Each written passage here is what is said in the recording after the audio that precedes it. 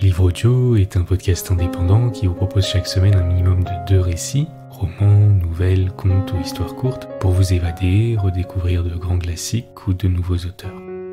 Si vous aimez ce podcast, merci de le soutenir en vous y abonnant, en le notant ou en le commentant sur la plateforme sur laquelle vous l'écoutez.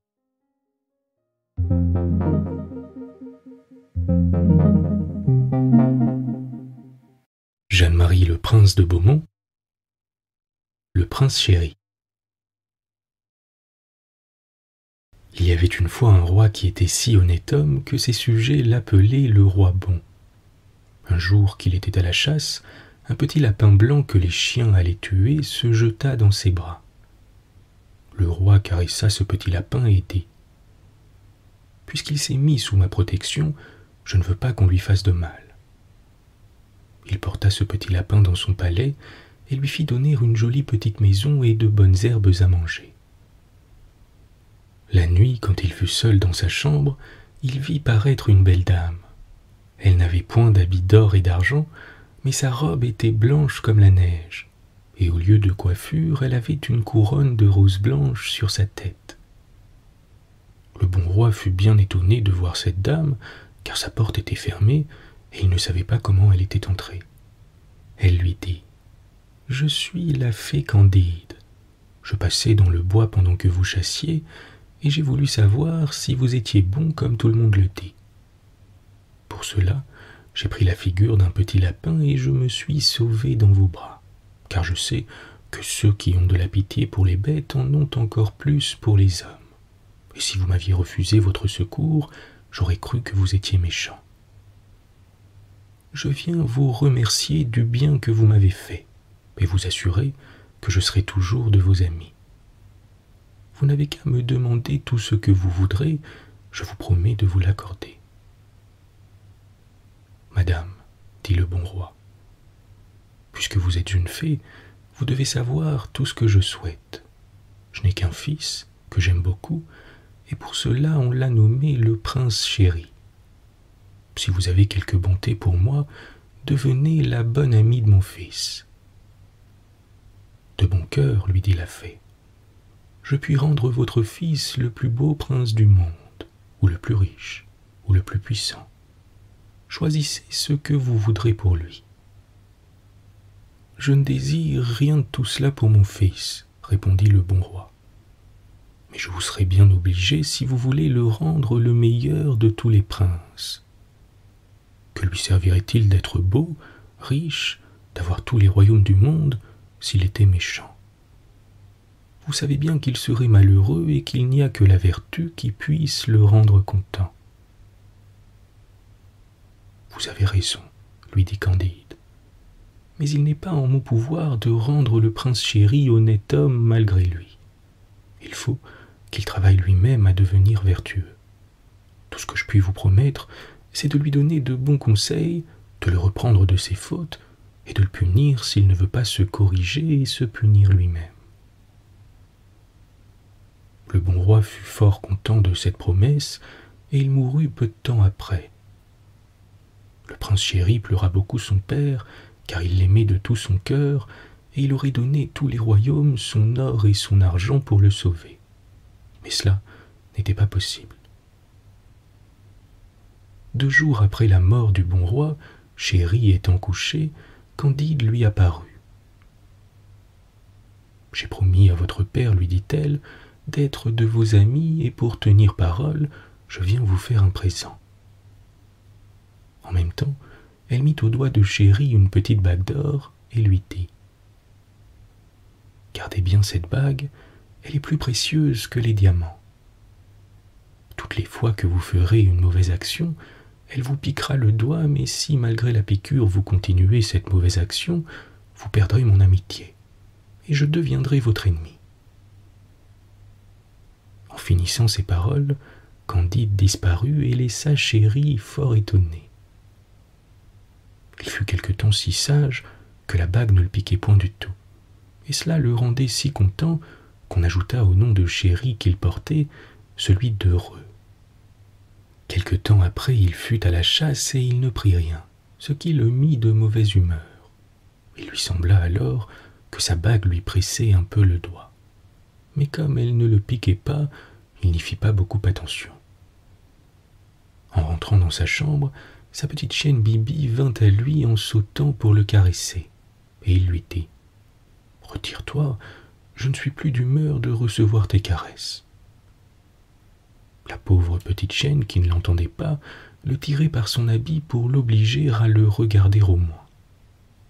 Cela impatienta Chéri, qui lui donna un grand coup de pied.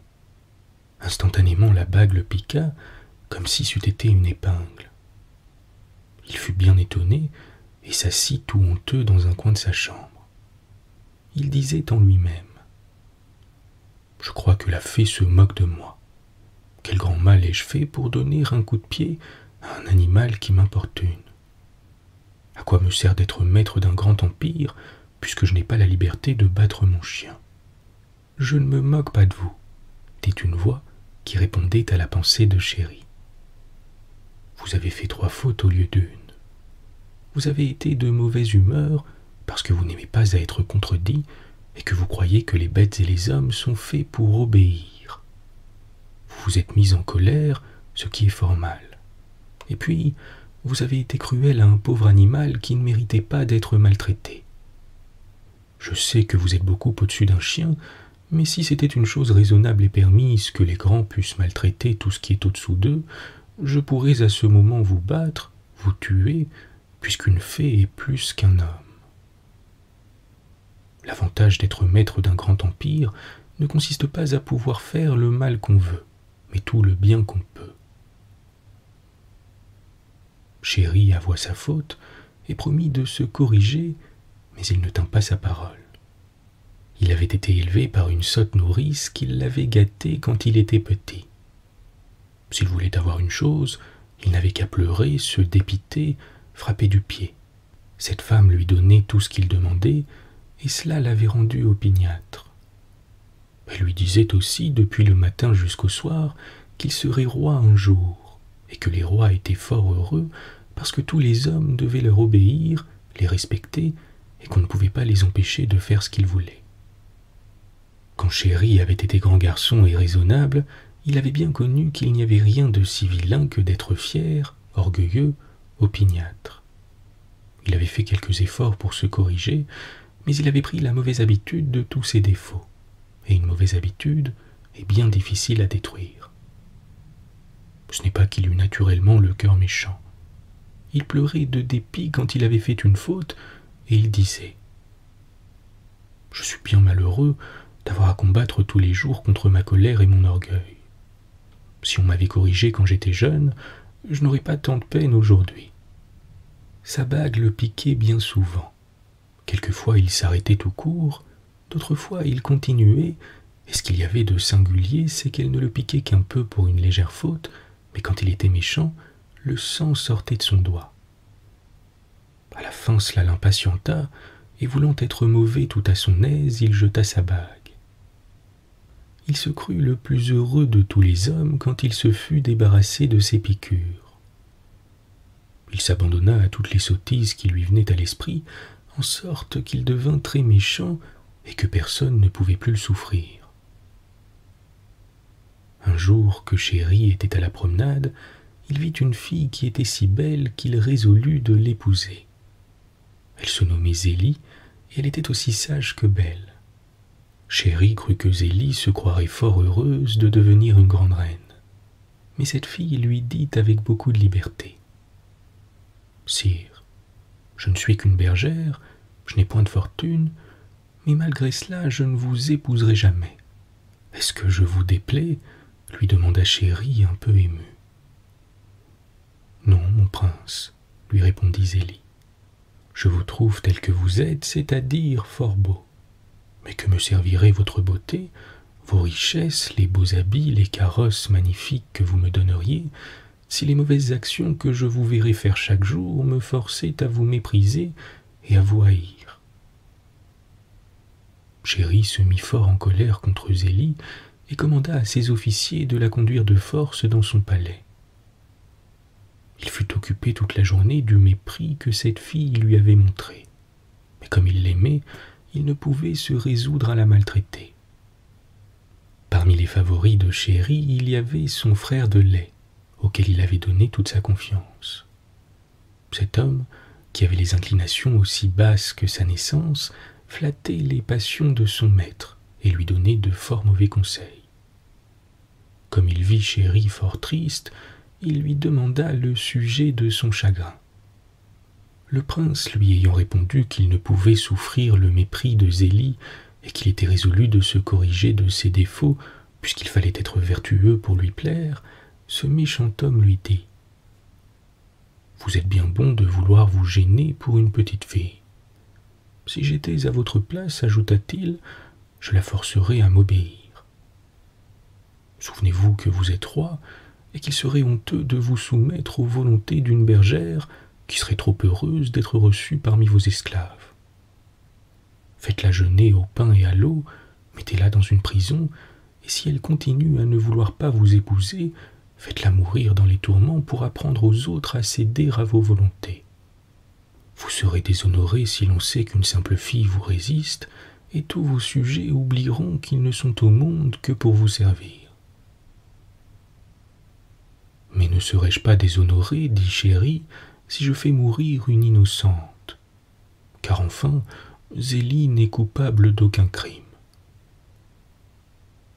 On n'est point innocent quand on refuse d'exécuter vos volontés, reprit le confident. Il vaut bien mieux qu'on vous accuse d'une injustice que d'apprendre qu'il est quelquefois permis de vous manquer de respect et de vous contredire. Le courtisan prenait Chéri par son faible, et la crainte de voir diminuer son autorité fit tant d'impression sur le roi qu'il étouffa le bon mouvement qui lui avait donné envie de se corriger. Il résolut d'aller le soir même dans la chambre de la bergère et de la maltraiter si elle continuait à refuser de l'épouser.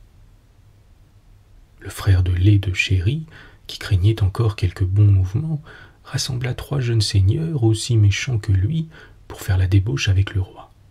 Ils soupèrent ensemble et ils eurent soin d'achever de troubler la raison de ce pauvre prince en le faisant boire beaucoup.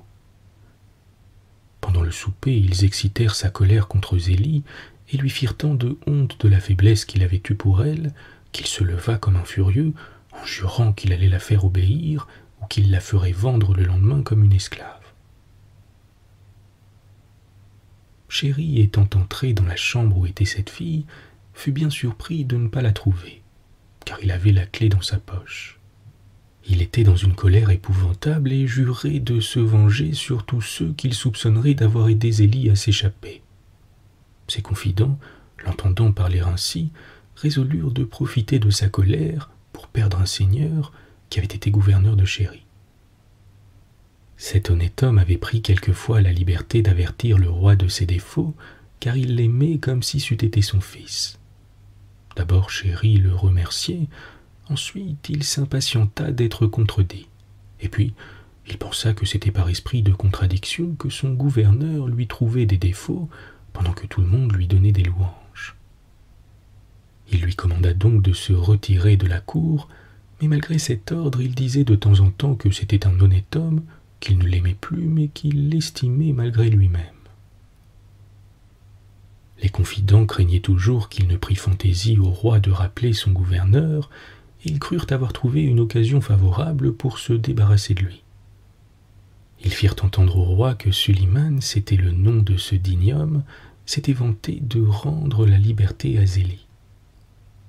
3 hommes corrompus par des présents dirent qu'ils avaient ouï tenir ce discours à Suliman, et le prince, transporté de colère, commanda à son frère de lait d'envoyer des soldats pour lui amener son gouverneur, enchaîné comme un criminel.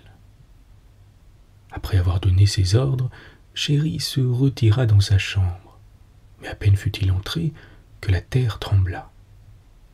Il fit un grand coup de tonnerre, et Candide parut à ses yeux.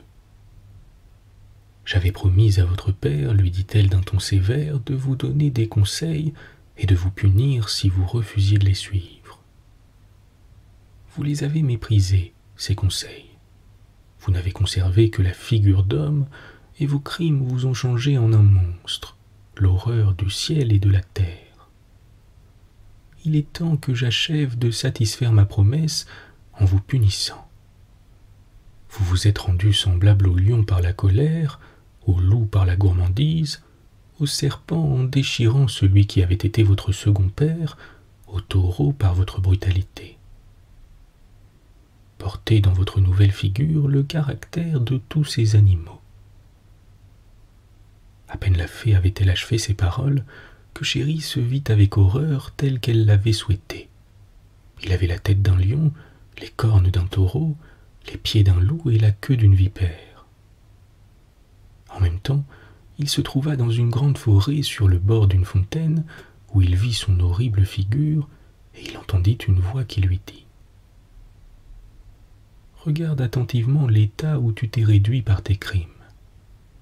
Ton âme est devenue 1000 fois plus affreuse que ton corps. » Chéri reconnut la voix de Candide, et dans sa fureur il se retourna pour s'élancer sur elle et la dévorer s'il eût été possible. Mais il ne vit personne, et la même voix lui dit « Je me moque de ta faiblesse et de ta rage.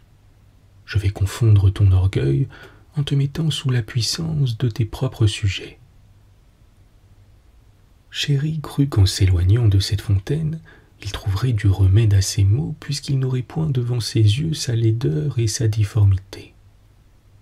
Il s'avançait donc dans le bois, mais à peine y eut-il fait quelques pas qu'il tomba dans un trou qu'on avait fait pour prendre les ours. En même temps, des chasseurs qui étaient cachés sur des arbres descendirent et l'ayant enchaîné, le conduisirent dans la ville capitale de son royaume. Pendant le chemin, au lieu de reconnaître qu'il s'était attiré ce châtiment par sa faute, il maudissait la fée, il mordait ses chaînes et s'abandonnait à la rage. Lorsqu'il approcha de la ville où on le conduisait, il vit de grandes réjouissances, et les chasseurs ayant demandé ce qui était arrivé de nouveau, on leur dit que le prince Chéri, qui ne se plaisait qu'à tourmenter son peuple, avait été écrasé dans sa chambre par un coup de tonnerre, car on le croyait ainsi. Les dieux, ajouta-t-on, n'ont pu supporter l'excès de ses méchancetés, et ils en ont délivré la terre. 4 seigneurs, complices de ces crimes, croyaient en profiter et partager son empire entre eux. Mais le peuple, qui savait que c'était leur mauvais conseil qui avait gâté le roi, les a mis en pièces et a été offrir la couronne à Suliman que le méchant Chéri voulait faire mourir. Ce digne seigneur vient d'être couronné, et nous célébrons ce jour comme celui de la délivrance du royaume, car il est vertueux et va ramener parmi nous la paix et l'abondance. Chéri soupirait de rage en écoutant ce discours. Mais ce fut bien pis lorsqu'il arriva dans la grande place qui était devant son palais. Il vit Suliman sur un trône superbe et tout le peuple qui lui souhaitait une longue vie pour réparer tous les maux qu'avait fait son prédécesseur. Suliman fit signe de la main pour demander silence, et il dit au peuple « J'ai accepté la couronne que vous m'avez offerte, mais c'est pour la conserver au prince Chéri. Il n'est point mort comme vous le croyez, une fée me l'a révélé. Et peut-être qu'un jour vous le reverrez vertueux, comme il était dans ses premières années. Hélas, continua-t-il en versant des larmes, les flatteurs l'avaient séduit. Je connaissais son cœur. Il était fait pour la vertu, et sans les discours empoisonnés de ceux qui l'approchaient, il eût été votre père à tous. Détestez ses vices, mais plaignez-le, et prions tous ensemble les dieux qu'ils nous le rendent. » Les paroles de Suliman allèrent jusqu'au cœur de Chéri. Il connut alors combien l'attachement et la fidélité de cet homme avaient été sincères, et se reprocha ses crimes pour la première fois. À peine eut-il écouté ce bon mouvement qu'il sentit calmer la rage dont il était animé. Il réfléchit sur tous les crimes de sa vie et il trouva qu'il n'était pas puni aussi rigoureusement qu'il l'avait mérité. Il cessa donc de se débattre dans la cage de fer où il était enchaîné et devint doux comme un mouton. On le conduisit dans une grande maison où l'on gardait tous les monstres et les bêtes féroces et on l'attacha avec les autres. Chéri, alors, prit la résolution de commencer à réparer ses fautes, en se montrant bien obéissant à l'homme qui le gardait. Cet homme était un brutal, et quoique le monstre fût fort doux, Quand il était de mauvaise humeur, il le battait sans crime ni raison. Un jour que cet homme s'était endormi, un tigre qui avait rompu sa chaîne se jeta sur lui pour le dévorer. D'abord Chéri sentit un mouvement de joie de voir qu'il allait être délivré de son persécuteur. Mais aussitôt il condamna ce mouvement et souhaita d'être libre. « Je rendrai, dit-il, le bien pour le mal en sauvant la vie de ce malheureux. » À peine eut-il formé ce souhait qu'il vit sa cage de fer ouverte. Il s'élança aux côtés de cet homme qui s'était réveillé et qui se défendait contre le tigre. Le gardien se crut perdu lorsqu'il vit le monstre, mais sa crainte fut bientôt changée en joie. Ce monstre bienfaisant se jeta sur le tigre, l'étrangla et se coucha ensuite aux pieds de celui qu'il venait de sauver. Cet homme, pénétré de reconnaissance, voulut se baisser pour caresser le monstre qui lui avait rendu un si grand service, mais il entendit une voix qui disait « Une bonne action ne demeure point sans récompense. » Et en même temps, il ne vit plus qu'un joli chien à ses pieds. Chéri, charmé de cette métamorphose, fit 1000 caresses à son gardien, qui le prit entre ses bras et le porta au roi auquel il raconta cette merveille. La reine voulut avoir le chien, et Chéri se fut trouvé heureux dans sa nouvelle condition, s'il eût pu oublier qu'il était homme et roi. La reine l'accablait de caresses, mais dans la peur qu'elle avait qu'il ne devînt plus grand qu'il n'était, elle consulta ses médecins qui lui dirent qu'il ne fallait le nourrir que de pain et ne lui en donner qu'une certaine quantité. Le pauvre Chéri mourait de faim la moitié de la journée, mais il fallait prendre patience. Un jour qu'on venait de lui donner son petit pain pour déjeuner, il lui prit fantaisie d'aller le manger dans le jardin du palais. Il le prit dans sa gueule et marcha vers un canal qu'il connaissait et qui était un peu éloigné. Mais il ne trouva plus ce canal et vit à la place une grande maison dont les dehors brillaient d'or et de pierreries. Il y voyait entrer une grande quantité d'hommes et de femmes magnifiquement habillés. On chantait, on dansait dans cette maison, on y faisait bonne chère, mais tous ceux qui en sortaient étaient pâles, maigres, couverts de plaies et presque tout nus car leurs habits étaient déchirés par lambeaux. Quelques-uns tombaient morts en sortant, sans avoir la force de se traîner plus loin. D'autres s'éloignaient avec beaucoup de peine. D'autres restaient couchés contre terre, mourant de faim. Chéri s'approcha d'une jeune fille qui tâchait d'arracher des herbes pour les manger. Touché de compassion, le prince dit en lui-même « J'ai bon appétit, mais je ne mourrai pas de faim jusqu'au temps de mon dîner. Si je sacrifiais mon déjeuner à cette pauvre créature, peut-être lui sauverais-je la vie. » Il résolut de suivre ce bon mouvement et mit son pain dans la main de cette fille qui le porta à sa bouche avec avidité. Elle parut bientôt entièrement remise, et Chéri, ravi de joie de l'avoir secourue si à propos, pensait à retourner au palais lorsqu'il entendit de grands cris. C'était Zélie entre les mains de 4 hommes qui l'entraînaient vers cette belle maison où ils la forcèrent d'entrer.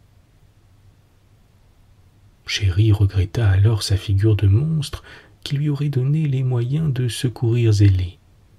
Mais faible chien, il ne put qu'aboyer contre ses ravisseurs et s'efforça de les suivre. On le chassa à coups de pied et il résolut de ne point quitter ce lieu pour savoir ce que deviendrait Zélie. Il se reprochait les malheurs de cette belle fille. « Hélas, disait-il en lui-même, je suis irrité contre ceux qui l'enlèvent, n'ai-je pas commis le même crime? Mais si la justice des dieux n'avait prévenu mon attentat, ne l'aurais-je pas traité avec autant d'indignité ?» Ses réflexions furent interrompues par un bruit qui se faisait au-dessus de sa tête. Il vit qu'on ouvrait une fenêtre, et sa joie fut extrême lorsqu'il aperçut Zélie qui jetait par cette fenêtre un plat plein de viande si bien apprêtée qu'elle donnait appétit à voir. On referma la fenêtre aussitôt, et Chéri, qui n'avait pas mangé de toute la journée, crut qu'il devait profiter de l'occasion. Il allait donc manger de ses viandes, lorsque la jeune fille à laquelle il avait donné son pain jeta un cri et l'ayant pris dans ses bras. « Pauvre petit animal, lui dit-elle, ne touche point à ces viandes, cette maison est le palais de la volupté. Tout ce qui en sort est empoisonné. » En même temps, Chéri entendit une voix qui disait « Tu vois qu'une bonne action ne demeure point sans récompense. » Et aussitôt il fut changé en un beau petit pigeon blanc. Il se souvint que cette couleur était celle de Candide et commença à espérer qu'elle pourrait enfin lui rendre ses bonnes grâces. Il voulut d'abord s'approcher de Zélie, et s'étant élevé en l'air, il vola tout autour de la maison. Il vit avec joie qu'il y avait une fenêtre ouverte, mais il eut beau parcourir toute la maison, il n'y trouva point Zélie, et désespéré de sa perte, il résolut de ne point s'arrêter qu'il ne l'eût rencontrée. Il vola pendant plusieurs jours, et étant entré dans un désert, il vit une caverne de laquelle il s'approcha. Quelle fut sa joie! Zélie y était assise à côté d'un vénérable ermite et prenait avec lui un frugal repas. Chéri, transporté, vola sur l'épaule de cette charmante bergère et exprimait par ses caresses le plaisir qu'il avait de la voir. Zélie, charmée de la douceur de ce petit animal, le flattait doucement avec la main, et quoiqu'elle crût qu'il ne pouvait l'entendre, elle lui dit qu'elle acceptait le don qu'il lui faisait de lui-même et qu'elle l'aimerait toujours. « Qu'avez-vous fait, Zélie ?» lui dit l'ermite. « Vous venez d'engager votre foi. »« Oui, charmante bergère, » lui dit Chéri, qui reprit à ce moment sa forme naturelle. « La fin de ma métamorphose était attachée au consentement que vous donneriez à notre union. Vous m'avez promis de m'aimer toujours, confirmer mon bonheur, où je vais conjurer la fée Candide, ma protectrice, de me rendre la figure sous laquelle j'ai eu le bonheur de vous plaire. Vous n'avez point à craindre son inconstance, lui dit Candide, qui, quittant la forme de l'ermite sous laquelle elle s'était cachée, parut à leurs yeux telle qu'elle était en effet. Zélie vous aima aussitôt qu'elle vous vit. Mais vos vices la contraignirent à vous cacher le penchant que vous lui aviez inspiré. Le changement de votre cœur lui donne la liberté de se livrer à toute sa tendresse. Vous allez vivre heureux, puisque votre union sera fondée sur la vertu. Chéri et Zélie s'étaient jetés aux pieds de Candide. Le prince ne pouvait se lasser de la remercier de ses bontés. Et Zélie, enchantée d'apprendre que le prince détestait les égarements, lui confirmait l'aveu de sa tendresse. « Levez-vous, mes enfants, leur dit la fée, je vais vous transporter dans votre palais pour rendre à Chéri une couronne de laquelle ses vices l'avaient rendue indigne. » À peine eut-elle cessé de parler qu'ils se trouvèrent dans la chambre de Suliman, qui, charmé de revoir son cher maître, devenu vertueux, lui abandonna le trône et resta le plus fidèle de ses sujets. Chéri régna longtemps avec Zélie, et on dit qu'il s'appliqua tellement à ses devoirs que la bague qu'il avait reprise ne le piqua pas une seule fois jusqu'au sang.